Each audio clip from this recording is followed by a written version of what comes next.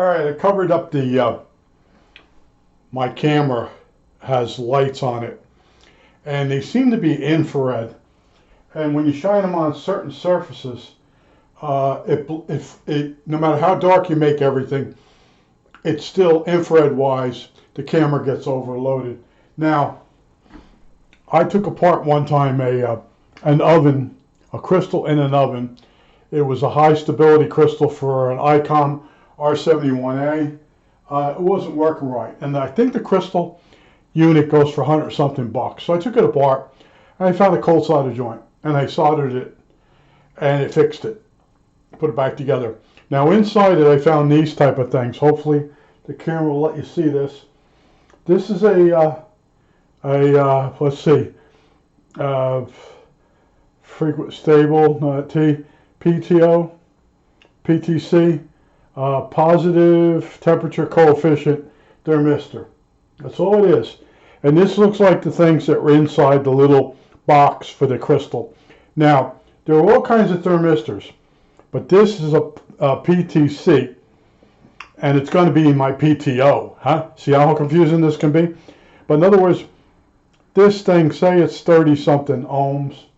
When you put it across 9 volts, actually this thing's made for like 12 or 24. So I bought the one hoping that when I put it across 9 volts, it'll actually get warm, and the as it heats up, its resistance goes up, and it gets to a point where it evens out. And I think they refer to that if under the right voltages, it's called the Curry point. I don't know if this is actually reaching that point, but in other words, when I hook this up now, this meter right now, hopefully you can see this. If you put this switch up, we'll go up, we set the voltage, and we'll set it for 9 volts. Hopefully you can see the needle up. All right, we're going to 9 volts. Now it's off. Now when the switch is in the down position, and also this is your current set. We want to turn the current set right now is all the way up. Now we're going to put the PTC, positive thermistor, no, positive, oh, it's PTC. Man, it's hard for me to remember letters. But in other words, we're going to put this thermistor across this 9 volt source. Positive temperature coefficient, that's it. When you're dyslexic, you have trouble with remembering words, letter, I won't say they're anagrams, not anagrams, but in other words, they would be initials for something. All right, so now, when we throw this up, hopefully you see the current meter will come up, and it's up. And it's at, right now it's at 270 milliamps. Now, there goes my voice. See, when you do videos, all things can go wrong.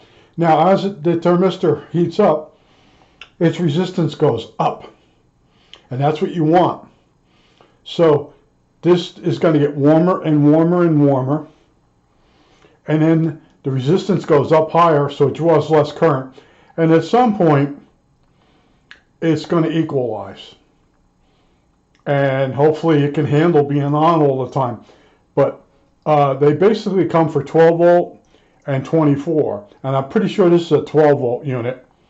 And it's very hard to understand it. The technical data on these things is really high. So in other words, right now, this thing has gotten hot enough that the resistance has gone up, but the resistance can't go up any higher because it can't get any hotter. It reached an equilibrium. Now, if I touch this, it's hot. It's hot to the touch. That's what I want. So when you put this inside the PTO, which works on 9 volts, and you turn the PTO on, which has the Franklin oscillator. It's got a toroid coil in there, a yellow, which is a T50-6. This thing will be able to control the temperature, roughly, versus if you use the PTO outside in the open air. So I am working towards making my own PTO as in a Collins radio. But you got to remember, my PTO doesn't have to be super linear because I can adjust the frequency using a capacitor. a tuning capacitor, which also has a planetary system in it, which is so to make it go slower, so you can really dial it in. And the real Collins PTO uses a piston of ferrite material with a coil, and it's very linear, and that's because it has to work with a dial, and we don't have that problem. We have it a little bit easier because we're using a eBay frequency counter. Man, they talk about Trump and Biden gaffing, but they got teleprompters. I'm working off the cuff here, and I knew when I was going to say PTO, which is permeability tuned oscillator for the Collins, and sometimes I can't remember permeability, which means coil, and then the PTC, which is positive temperature coefficient. So I have a whole drawer for PT positive and negative temperature coefficient thermistors. When you put them on a negative temperature coefficient thermistor across a voltage, its resistance goes down and the thing goes hotter, so you can't use it for temperature regulation. So there's two kinds of thermistor. This one, they tell you can use it for applications for controlling temperature in a box, making it's complete. In other words, you mount this inside a box and it's going to hold a certain temperature by itself. You don't need a controller and all that. And that's what I'm shooting for, because that's what I found inside the R71A high stability oscillator. It was a couple of these things soldered to the case with a lead to them. And I'm like, that's all there is to the thing? But that oscillator, as it got hot, you turn the radio on, it would be fine, as long as you didn't turn the radio off. You turn the radio off, turn it back on right away, the oscillator wouldn't start up again. And what it was is as the heat from the PTC in it was caused the solder to get funky, and then it lost connection. And then I went in there and I removed all the old solder, refluxed it up, reflowed it, sealed it all back up, and put it in a radio, put it on for a few days, on and off testing it. And then I took that that high stability oscillator, I took it out of the radio and put it in a box. It's in a box somewhere. But I was hoping to be able to locate those things, and this looks so much bigger in the eBay ad. And I said, let me go for it. And I bought three. They come three for $12 or whatever. I said, let me take a shot. And what I read up on it, it really wants 12 volts.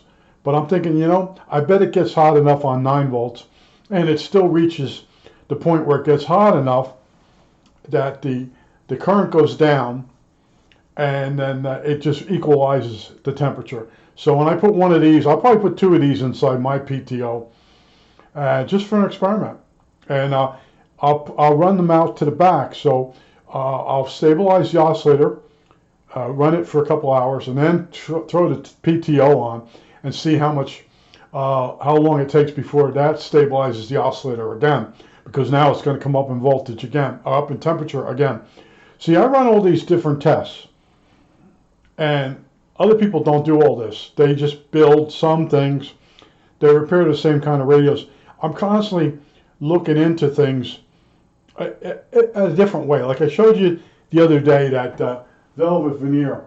Well, I bought another one, and it seems to be made a lot nicer. It's got bolts. Wait, wow, it's out of the frame? Okay, it's got bolts you could take out, besides rolling back over the edges. And you can see the wheels in there, and you could basically take this more apart, the wheels, and clean them, put them back together. See, the other one, they use a type of rivet. So this is a better made. It's probably an older model. See, as they make things over time, they cheapen them up. And that's why I like buying some old stuff. And it's well made, and it's made to be taken apart and repaired. That's why that last velvet veneer, it's not really a veneer. I just wanted to prove to myself that I could take it apart. This one can come apart like the other one, But it's also possible by removing those 3 screws or bolts, I can get that one apart and clean it without prying back the piece of metal that holds the 2 plates together. I think that's it. All right, that's it.